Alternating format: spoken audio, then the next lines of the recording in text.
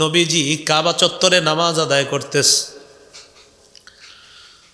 আবু জাহেল, উতবা সাহেব, বেঈমানরা এক কোনায় বসে বসে গল্প করতেছে কাবা চত্বরে। নবীজি নামাজের মধ্যে আছে। ইতিমধ্যে আবু জাহেল বলল, আইয়ুকুম ইয়াজিউ বিসালা জাজুরি আলি ফুলান ফায়াদউহু আলা যহরিহি ইদা সাজাদা। কে পারবা অমুক এলাকায় যাবা, যাওয়ার পর ওঠেন নারী বুড়ি প্রস্রাব পায়খানা ইত্যাদি আনবা, আনার পর মুহাম্মদ যখন সিজদায় যাবে মুহাম্মদের কাঁধের উপর রেখে দিবা। কে পারবা? উকবা ইবনে আবি মুয়াইদ একটা পাপিষ্ট, সে দাঁড়াইছে, আমি পারবো। তো সে গেছে ওই এলাকায়, যাওয়ার পর ওটের নারী বুড়ি পায়খানা প্রস্রাব এগুলা নিয়ে আসছে। নবীজি সেজদায় গেছে, সত্যি সত্যি এই লোকটা কি করছে, নবীজির এই কাঁধ থেকে পিঠের মধ্যে একদম ওটের নারী বুড়ি পায়খানা ইত্যাদি এগুলা গোবর নবীজির পিঠের উপর রেখে দিস। সেজদা থেকে মাথা উঠাইতে পারতেছে না। আব্দুল্লাহ ইবনে মাসউদ রাদিয়াল্লাহু তাআলা আনহু বলেন, আমি কিছু করতে পারতেছিলাম না। লাউ কান আলী মান আহারে, আমার যদি বাধা দেওয়ার শক্তি থাকতো আমি বাধা দিতাম। আমি চেয়ে চেয়ে দেখতেছিলাম, কারণ আমি গেলে আমারও মারবে ওরা। নবীজি সেজদায় আছে, বা দৃশ্যটা কল্পনায় আনেন। নবী সেজদায়, এক কোনায় কাফেররা ইয়াদহাকুনা হাসাহাসি করতেছে, ইউহিলু বাদুহুম ইলা বাদিন, হাসতে হাসতে একজন আরেকজনের শরীরের উপর পড়তেছে। দেখ দেখ মুহাম্মদের কেমন দেখা যায়, এইভাবে হাসতে হাসতে একজন আরেকজনের শরীরের উপর লুটুপুটু খাচ্ছে। আমাদের নবীর নিয়ে হাসাহাসি করে আর শরীরের উপর হাসতে হাসতে পড়ে যাচ্ছে। ফাতেমা রাদিয়াল্লাহু তাআলা আনহা আয়েশা এগুলা সরাইছে। তো নবীজির এই অবস্থা হওয়ার পরেও অবিচল ভাবে দাওয়াত দিয়েছেন। দাওয়াত থেকে নবী পিছপা হন নাই। বুঝাইতেছিলাম মজবুতির সাথে দাওয়াত দিতে হবে, এটা 3 নাম্বার গুণ। 4 নাম্বার গুণ, যারা দাওয়াত দিব আমরা, কথার কষ্ট কর্মের কষ্ট সহ্য করার ক্ষমতা থাকতে হবে। কিসের কষ্ট? কথার কষ্ট কর্মের কষ্ট, এই সহ্য করার ক্ষমতা থাকতে হবে। যেমন আমাদের ওলামায়ে কেরাম, বিশেষ করে বাংলাদেশের আলেমদের ব্যাপারে আমি জানি, আমাদের দেশের ওলামায়ে কেরাম বাস ওনারা ভালো কাজ করলেও এটার ব্যাপারেও কথা বলবে। আমাদের দেশের আলেমরা ভালো কাজও যদি করে, কিছু পাবলিক আছে বলবে হ্যাঁ এইটা করলো, মানে ভালো একটা কাজ করছে, কয় কাজটা এইভাবে না হয়ে অন্যভাবে হইলে হইতো। কথা হইলো টুপিওয়ালা এরকম কাজ করবে কা? তো এই হলো আমাদের দেশের অবস্থা। আপনার আমাদের নবী 3 কষ্ট থেকে কাফেররা রেহাই দেয় নাই নবীকে। কথার কষ্ট, কর্মের কষ্ট, পারিপার্শ্বিক কষ্ট। কথা দিয়ে কষ্ট দিত, কর্ম দিয়ে কষ্ট দিত, পারিপার্শ্বিক কষ্ট তো আছে। ওলামায়ে কেরামেরও এই 3 কষ্ট তাদের জীবনে আসবে, কারণ এটা নবীদের সুন্নত, নবীওয়ালা সুন্নত, এটা গ্রহণ করা। বক্তা আলোচনা করতেছে, বেচারা কোরআনের আয়াত পড়ে হাদিস পড়ে, একজন পাশ দিয়ে এসে বলল আপনি অন্য বিষয়ে আলোচনা করেন, মাইক কেড়ে নিল। ঠিক না? এরকম ঘটনা ঘটতেছে। তো এখন কথা হলো এই যে উনি মাইক কেড়ে নেওয়ার পরেও সহ্য করলো, এটা নবীদের সুন্নত। আর যিনি মাইক কেড়ে নিল, এটা আবু জাহেলের স্বভাব। সুন্দর বিষয় একদম। আল্লাহ তাআলা আমাদেরকে বুঝার তৌফিক দান করেন। কথার কষ্ট, যেমন সূরা নামের 34 নম্বর আয়াতে আল্লাহ বলেন, ওয়ালাকাদ কুযযিবাত রুসুলুম মিন ক্বাবলিকা ফাসাবারু আলা মা কুযযিবু ওয়াউযু হাত্তা আতাহুম নাসরুনা। কাফেররা নবীকে মিথ্যাবাদী বলে। আল্লাহ তাআলা বললেন, হাবিব আপনার পূর্বে যত নবী দুনিয়াতে আসছে তাদেরকে মিথ্যাবাদী বলা হয়েছে, তাদেরকে কষ্ট দেওয়া হয়েছে, এরপরেও তারা এই কথাগুলোর উপর ধৈর্য ধারণ করছে। মিথ্যাবাদী এই কথা শোনার পরেও নবীরা ধৈর্য ধারণ করছে, কষ্ট দেওয়ার পরেও তারা ধৈর্য ধারণ করছে, করতে করতে হাত্তা আতাহুম নাসরুনা, আমি আল্লাহর সাহায্য এক পর্যায়ে তাদের কাছে আসবে, আপনার কাছেও সাহায্য আসবে। সুবহানাল্লাহ। তাহলে এই জায়গায় মিথ্যাবাদী বলছে নবীরে, আল্লাহ বলছে সান্ত্বনা দিয়ে, নবীকে মিথ্যাবাদী বলার স্টোরি, ইতিহাস এটা আগে থেকে। আপনাকে যে মিথ্যাবাদী বলে জাতি, এতে আপনি কষ্ট নিয়েন না হাবিব, আপনাকে এটা বলবে, আপনি ধৈর্য ধারণ করেন, তাদের কাছে আমার সাহায্য এসেছে, আপনার কাছে আমার সাহায্য আসবে। কর্মের কষ্ট কেমন? সহিহ বুখারীর বর্ণনা 4815 নম্বর হাদিস। রাসূলুল্লাহ সাল্লাল্লাহু আলাইহি সাল্লাম একদিন কাবা চত্বরে আসছে। উকবা ইবনে আবি মুয়াইদ পাপিষ্ট কাবা চত্বরে আসছে। কাবা চত্বরে আসার পর রাসূলুল্লাহ সাল্লাল্লাহু আলাইহি সাল্লামের গলার মধ্যে একটা চাদর পেঁচাইছে, গলায় একটা চাদর পেঁচাইছে, উকবার চাদর।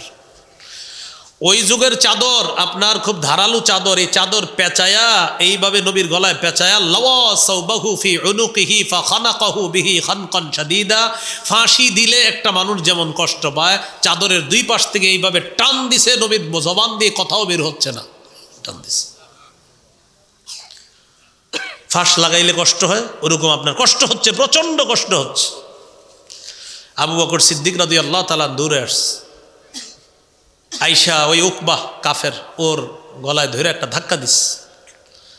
ধাক্কা দেওয়ার পর বললেন, আতাকতুলুনা রাজুলান আইয়াকুলা রাব্বিয়াল্লাহ ওয়া ক্বাদ জাআকুম বিল বাইনাতি মির রাব্বিকুম। একটা মানুষকে এই কারণে তোমরা হত্যা করবা যেই মানুষটা বলে আমার রব হলো আল্লাহ, আর এই কথার সপক্ষে তোমাদের কাছে তিনি অসংখ্য অগণিত দলিলও নিয়ে এসেছেন, এরপরে ওই মানুষটাকে তোমরা হত্যা করবা, এটা কেমন কথা? বুঝাইতে চাইলাম আল্লাহ নবী এই কর্মের কষ্ট সহ্য করার পরেও আল্লাহ নবী দাওয়াতের কাজ অব্যাহত রেখেছেন, দাওয়াতের কাজ থেকে পিছপা হন নাই। তাহলে একটা হলো কথার কষ্ট, আর একটা হলো কর্মের কষ্ট। এই হলো 4 নাম্বার, যিনি দাওয়াত দিবে তার কথার কষ্ট সহ্য করতে হবে, কর্মের কষ্ট সহ্য করতে হবে। আলোচক, ওয়াইজ, বক্তা, দায়ী সবার এই ক্ষমতা থাকতে হবে। 5 নাম্বার,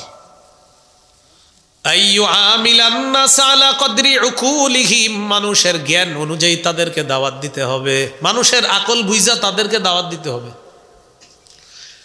কিছু মানুষের বুঝ জ্ঞান কম, এদেরকে গিয়ে যদি আপনি হঠাৎ একটা কিছু বুঝান, হ্যাঁ আপনারে উল্টা অ্যাকশন করবে, ধত নিয়ে আপনি এটি কইলে হবে। ওর আকল বুঝা ওরে আপনি কি করতে হবে? দাওয়াত দিতে হবে। আকল যদি না বুঝেন তাহলে ঝামেলা হতে পারে। সহিহ বুখারীর বর্ণনা 126 নম্বর হাদিস, নবীজির মন চাইতেছে কাবা ঘরটা সংস্কার করতে, কাবাটা ভেঙে 2টা দরজাওয়ালা কাবা বানাবে, এক দরজা দিয়ে মানুষ ঢুকবে আর এক দরজা দিয়ে মানুষ বের হবে। এটা নবীর মন চায়, কিন্তু নবী করতেছে না। তো আয়েশা সিদ্দিকা রাদিয়াল্লাহু তাআলা আনহা বললেন, হুজুর আপনি এটা করতেছেন না কেন? নবীজি বললেন, আয়েশা লাউলা কওমুকি হাদিসুন আহদুহুম, তোমার জাতি নতুন নতুন মুসলমান হয়েছে, এরা এখন যদি আমি কাবা ভেঙে 2 দরজা বানাই এরা আমারে বাধা দিবে, তাই এদের আকল অনুযায়ী আমি এখন চুপ আছি। যদি আমি তারা নতুন মুসলমান না হইতো লানাকাতুল কাবাতা ওয়া জাআলতু লাহা বাবান বাবুন ইয়াদখুলুনা মিন ওয়া বাবুন ইয়াখরুজুনা মিন, এক দরজা দিয়ে তারা ঢুকতো আরেক দরজা দিয়ে তারা বের হইতো, এমন ভাবে আমি কাবাটাকে প্রস্তুত করতাম। কিন্তু তোমার জাতি নতুন করে মুসলমান হয়েছে, তো এটা করতে গেলে এখন আমারে বাধা দিবে। তাহলে দেখেন নবী এই জায়গায় তাদের আকল অনুযায়ী চুপ রইলেন। আকল অনুযায়ী কি রইলেন? হ্যাঁ চুপ। এটাই হলো হিকমা, এটাই হলো হিকমা, কৌশল। এই হলো 5 নাম্বার, আকল অনুযায়ী দাওয়াতের কাজ করতে হবে ময়দানে, আকল বুদ্ধি অনুযায়ী কাজ করতে হবে। 6 নাম্বার, যিনি দাওয়াত দিবেন তার গুণ থাকবে আইয়াকুনা আলিমান বিশরিয়াতিল্লাতি ইয়াদউ ইলাইহা, যে বিষয়ে দাওয়াত দিবে ওই বিষয়ে তার জ্ঞান থাকতে হবে, অন্যথায় জাতি পথভ্রষ্ট হবে। এখন মনে করেন আমি ইমান ইয়াকিনের কথা বলবো, গাশতের আদবে কথা বলবো, আমি মাগরিবের পরে বয়ান করব, আমি যে বয়ানটা করব সহি শুদ্ধ বিশুদ্ধ বয়ান করতে হবে, যতটুকু বলবো বিশুদ্ধ করতে হবে। এজন্য আমি যাকে অনুসরণ করব তিনি আলেম হতে হবে। আর আমার অনুসরণীয় ব্যক্তি যদি এমন হয় যিনি নিজেই কোরআনের অপব্যাখ্যা করে, নিজেই হাদিসের অপব্যাখ্যা করে, তো জাতির সামনে যখন ইমান ইয়াকিনের কথা বলবো আমার মুখ থেকেও তার মতো উল্টাপাল্টা কথা বের হবে, যদি এমন কাউকে অনুসরণ করি। তো শরীয়তের ব্যাপারে জ্ঞান থাকতে হবে, যেই বিষয়ে আপনি দাওয়াত দিবেন। সূরা বনী ইসরাঈলের 36 নম্বর আয়াতে আল্লাহ বলেন, ইন্নাস সামআ ওয়াল বাসারা ওয়াল ফুআদা কুল্লু উলাইকা কানা আনহু মাসউলা। কান, চোখ, অন্তর এগুলার ব্যাপারে জিজ্ঞাসা করা হবে। এই জন্য আপনি মুখ দিয়ে কি বলবেন না বলবেন এই ব্যাপারে জিজ্ঞাসা করা হবে। উল্টা পাল্টা কথা যদি মুখ দিয়ে বলেন এই ব্যাপারে আপনাকে জিজ্ঞাসা করা হবে। তাই আমি যেই বিষয়ে দাওয়াত দিব এই বিষয়ে আমার জ্ঞান থাকতে হবে। এই বিষয়ে কি থাকতে হবে? আমার জ্ঞান থাকতে হবে, না হয় হবে না। যেমন আপনাদের সামনে বৈশা মনে করেন ওয়াজ করতেছি আমি, এরকম নবীজির মেরাজ প্রমাণ করতেছে এইভাবে যে এক ব্যক্তি তার স্ত্রীকে দেখলো মাছ কুটতেছে, ওই ব্যক্তি ডুব দিছে গিয়ে পানিতে, পানির নিচে ডুব দেওয়ার পর উনি দেখে কি উনি মাইয়া হয়ে গেছে। উনি মেয়ে হওয়ার পর উনি 27 বছর ঘর সংসার কইরা ওনার 5টা সন্তান হয়েছে। হওয়ার পর উনি আবার ডুব দিছে, ডুব দেওয়ার পর আবার ছেলে হয়ে গেছে। আইসা দেখি স্ত্রী এখনো মাছ কুটতেছে। তো স্ত্রী বলতেছে, কই গেছিলেন? কি বলো তুমি? আমি ঘর সংসার কইরা 5 সন্তানের বাপ হয়ে গেলাম, 5 সন্তানের মা হয়ে গেলাম, তুমি এখনো মাছই কুটো? তো স্ত্রী নাকি তখন বলছে, নবীর মেরাজকে নাকি তুমি অস্বীকার করছো, এই জন্য আল্লাহ মনে হয় তোমার এটা দেখাইছে। এই ঘটনাগুলো আপনারা অনেকে শুই না কানছেন জীবনে অনেক। টোটাল মিথ্যা কথা, পুরা বিষয়টাই মিথ্যা কথা। এটা পৃথিবীর কোন মিথ্যা কিতাবেও আছে এটাও আমার জানা নাই, সত্য কিতাবে তো নাই। কি বললাম?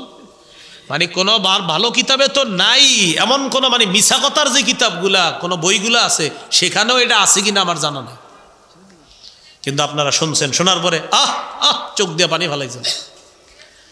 যেন যিনি ওয়াজ করবে, যিনি বয়ান করবে, যিনি জাতিকে দাওয়াত দিবে, জাতিকে সঠিক কথা বুঝাবে, এই বিষয়ে তার সঠিক জ্ঞান থাকতে হবে, না জাতি গোমরা হবে, পথভ্রষ্ট হবে। 7 নাম্বার, যিনি দাওয়াত দিবে, যাদেরকে দাওয়াত দিবে তাদের কল্যাণকামী হতে হবে। তাদের কি হতে হবে? কল্যাণকামী। সহিহ মুসলিমের 100 নম্বর হাদিসের বর্ণনা। এই হাদিসের মধ্যে আছে রাসূলুল্লাহ সাল্লাল্লাহু আলাইহি সাল্লাম বলে দিয়েছেন, প্রত্যেকটা মুসলমান যেন অপর মুসলমানের কল্যাণ কামনা করে। প্রত্যেকটা মুসলমান যেন অপর মুসলমানের কি কামনা করে? কল্যাণ। বুখারী 57 নম্বর হাদিসের মধ্যে আছে, জারির ইবনে আব্দুল্লাহ রাদিয়াল্লাহু তাআলা আনহু বলেন, বায়াত রাসূলুল্লাহ সাল্লাল্লাহু আলাইহি সাল্লাম আলা ইকামিস সালাহ ওয়া ইতাইজ যাকাত ওয়া নুসহি লিকুল্লি মুসলিম। আমি নবীর কাছে বায়াত হয়েছি এই মর্মে, আমি নামাজ কায়েম করব, আমি যাকাত দিব, আমি প্রত্যেকটা মুসলমানের কল্যাণ কামনা করব। যিনি আলোচক ওয়াজ করবে, যিনি দাওয়াত দিবে, যাকে দাওয়াত দিবে তার কল্যাণ কামনা করা, এটা যিনি কথা বলবে তার এই যোগ্যতা থাকতে হবে। 8 নাম্বার, যিনি দাওয়াত দিবে তিনি যাদেরকে দাওয়াত দিবে তাদের জন্য দোয়া করতে হবে। কি করতে হবে? দোয়া। সহিহ বুখারীর বর্ণনা 2937 নম্বর হাদিস। এই হাদিসের মধ্যে আসছে, এক জাতি আইসা নবীজির বললেন, হুজুর দাউস গোত্র নাফরমান, তাদের বিরুদ্ধে আপনি বদদোয়া করেন। فقال رسول الله صلى الله عليه وسلم اللهم اهد দাউসা, আল্লাহ দাউসকে আপনি হেদায়েত দিয়ে দেন। নবীকে বললেন, হুজুর আপনি বদদোয়া করেন। আল্লাহ নবী দোয়া করলেন, আল্লাহুম্মা হদি দাউসা ওয়াতি বিহিম, আল্লাহ দাউসকে আপনি হেদায়েত দিয়ে দেন, তাদেরকে ইসলামের পতাকা তলে আপনি নিয়ে আসেন। তাহলে তাদের জন্য হেদায়েতের দোয়া করা। 9 নাম্বার, যিনি দাওয়াত দিবে, যে বিষয়ে দাওয়াত দিবে তিনি তাদেরকে এমনভাবে দাওয়াত দেওয়া, আমি যা বলবো ওই অনুযায়ী আমারও আমল করতে হবে। সূরা সফের 2-3 নম্বর আয়াতে আল্লাহ বলেন, ইয়া আইয়ুহাল্লাযীনা আমানু লিমা তাকুলুনা মা লা তাফআলুন, ও ঈমানদারগণ এমন কথা কেন বলো যা তোমরা করো না। কাবুরা মাকতান ইনদাল্লাহ আন তাকুলু মা লা তাফআলুন, তোমরা যা করো না সেটা তোমরা বলা, এটা আল্লাহর কাছে বিরাট গুরুতর অপরাধ। যা নিজেরা করো না এটা তোমরা বলো। সূরা বাকারার 44 নম্বর আয়াতে আছে, আতা'মুরুনান নাসা বিল বিররি ওয়া তানসাউনা আনফুসাকুম, তোমরা মানুষকে সৎ কাজের আদেশ করো আর নিজেদেরকে তোমরা ভুলে যাও। এটা কেমন কথা? মানুষকে বলো সালাত পড়ার জন্য, নামাজ আদায় করার জন্য, আর তুমি যদি মাগরিবের পরের বয়ানটা ধরার জন্য মাগরিব নামাজটাই ছেড়ে দাও, বিষয়টা কেমন হবে? মানে কথার কথা আমি বললাম আর কি, মনে করেন মাগরিবের পরে একটা ওয়াজ আছে, তো আমি যাইতেছি ওয়াজটা ধরতে হবে আমার, এই জন্য মাগরিবটা চিন্তা করলাম নাই পড়ি, নাউজুবিল্লাহ, আল্লাহ এরকম না করান। তো এখন আমি আসি আপনাদেরকে বয়ান করলাম, ভাই নামাজ পড়েন, আমি মাগরিব পড়িনি, নাউজুবিল্লাহ। তো এরকম যদি হয় তাহলে তো বিষয়টা কেমন হলো? তো আল্লাহ বলেন মানুষকে সৎ কাজের আদেশ করো আর নিজেদেরকে ভুলে যাও। ওয়ান্তুম তাতলুনাল কিতাব, আবার কোরআন তেলাওয়াত করো, কোরআনের মধ্যে পড়ো যে এটা এই নিজেরা কোরআন পড়ো, পড়ার পর মানুষকে কল্যাণের আদেশ করো আর নিজেরা নিজেদেরকে ভুলে যাও, এটা কেমন কাজ তোমাদের? রাসূলুল্লাহ সাল্লাল্লাহু আলাইহি সাল্লাম বলেন, রাআইতু লাইলাতান উসরিয়া বি রিজালা তুকরাদু শাফাহুহুম বিমাকারিয মিনান নার। মেরাজের রাতে আমি যখন রওনা করলাম, একদল মানুষের পাশ দিয়ে গেলাম, যাওয়ার পর তাদের দিকে তাকায় দেখলাম তাদের ঠোঁটগুলা কাঁচি দ্বারা কাটা হচ্ছে। কি দ্বারা? বলেন কি দ্বারা? কাঁচি দ্বারা কাটা হচ্ছে ঠোঁটগুলা। আমি প্রশ্ন করলাম জিবরিল এরা কারা? জিবরিল আমিন জবাব দিলেন, হা উলাই খুতাবা উম্মতিকা, হুজুর এরা হলো আপনার উম্মতের বক্তাগণ। কারা? আমরা টেনশন করেন না, মানে আমাদেরকে বলতেছে, এটা উম্মতের কারা? বক্তাগণ। আল্লাযীনা ইয়া'মুরুনা আন-নাসা বিল বিররি ওয়া ইয়ানসাউনা আনফুসাহুম, যারা মানুষকে সৎ কাজের আদেশ করত আর নিজেদেরকে ভুলে যাইতো, এরা তারা। নবীজি বললেন, আমি দেখলাম এরা নিজেদের তাদের ঠোঁটগুলা কাটা হচ্ছে। প্রশ্ন করলাম এরা কারা? জিবরিল আমিন জবাব দিলেন, এরা হলো আপনার উম্মতের বক্তা, আপনার উম্মতের খতিবগণ, যারা জাতির সামনে ওয়াজ নসিহত করত আর তারা নিজেদেরকে ভুলে যাইতো আর মানুষে বলতো, ভাই ভালো কাজ করেন, সৎ কাজের আদেশ করেন, অসৎ কাজে নিষেধ করেন। হে নিজে নামাজ পড়তো না, কথার কথা। তো রসুল সাল্লাল্লাহু আলাইহি সাল্লামকে জিবরিল আমিন বলে দিলেন, হুজুর এটা হলো তারা। আল্লাহ তাআলা আমাদেরকে এই গুণগুলো অর্জন করে আমরা যেন দাওয়াতের কাজ করতে পারি, আল্লাহ তৌফিক দান করেন। বুঝলেন? এখন আপনারা যারা বয়ান শুনলেন, আপনাদের প্রত্যেকে দাওয়াতের কাজ করবেন। কিভাবে? কাউরে বললেন ভাই নামাজ পড়তে চলেন, এটাই বাস দাওয়াতের কাজ। কাউরে বললেন তুমি অশ্লীল সিনেমা দেখবা না, এটা দাওয়াত। কাউকে বললেন তুমি হারাম খাবা না, এটা দাওয়াত। কাউকে বললেন তুমি সুদের টাকা হাত দিবা না, এটা দাওয়াত। তুমি সিনেমা হলে যাও না, এটা দাওয়াত। ভাই তোমার সময়গুলো অপচয় নষ্ট করবা না, এটা দাওয়াত। ভাই চলেন না আমরা দুইজনে একসাথে জামাতে যাই, এটা দাওয়াত। এটা কি? দাওয়াত। এখন সাধারণ জাতি যারা আছেন আপনারা, আপনাদের এই দাওয়াতটা শিখতে হবে কিভাবে? আপনাদের জন্য একটা ভাসমান মাদ্রাসা আছে, এই মাদ্রাসাটার নাম বর্তমানে এটার নাম হলো দাওয়াত তাবলীগ। বলে এটার নাম কি? দাওয়াত তাবলীগ। যদি এটার আরেকটা নাম আছে তাহরিকে ঈমান, মানে ঈমানকে নাড়াচাড়া করা, ঈমানকে বৃদ্ধি করা, ঈমানকে মজবুত করা। এই দাওয়াত তাবলীগ নামক শ্রেষ্ঠ একটা ভাসমান প্রতিষ্ঠান, এই প্রতিষ্ঠানে আপনারা নাম লেখাবেন, যাইবেন, সেখানে যাওয়ার চেষ্টা করবেন উলামায়ে কেরামের পরামর্শ। বলেন কাদের পরামর্শে? এবং উলামায়ে কেরামের তত্ত্বাবধানে। কি বললাম? উলামায়ে কেরামের পরামর্শে, উলামায়ে কেরামের তত্ত্বাবধানে। তো ইনশাল্লাহ রাজি আছি তো আমরা ইনশাল্লাহ। এখন উলামায়ে কেরামের তত্ত্বাবধানে যদি ইজতেমার ময়দানেও আমাদের যাওয়ার সুযোগ হয়, আমরা যাব তো ইনশাল্লাহ। তাহলে আলেমদের তত্ত্বাবধানে আমরা আপাতত ঘোষণা, এখনো পরিবর্তন যেহেতু হয় নাই, সে অনুযায়ী 31শে জানুয়ারি, 1-2 ফেব্রুয়ারি ইনশাল্লাহ আমরা টঙ্গীর ময়দানে উপস্থিত হব। আমরা দাওয়াতের কাজ শিখব, দাওয়াতের পদ্ধতি শিখব, আমরা প্রত্যেকে দায়ী হব, মুবাল্লিগ হব, আমরা ইসলাম প্রচারক হব। আল্লাহ তৌফিক দান করেন। আল্লাহ তাআলা আমাদের সকলকে, আলোচক, ওয়াজ শ্রোতা, ওয়াজ এরপরে শ্রোতা যারা আছি, সবাই যেন এই কথাগুলোর উপর আমল করতে পারি। আল্লাহ তাআলা তৌফিক দান করেন। সুবহানাল্লাহি ওয়া বিহামদিহি, সুবহানাকাল্লাহুম্মা ওয়া বিহামদিক, আশহাদু, ভাই উঠবো না আমরা।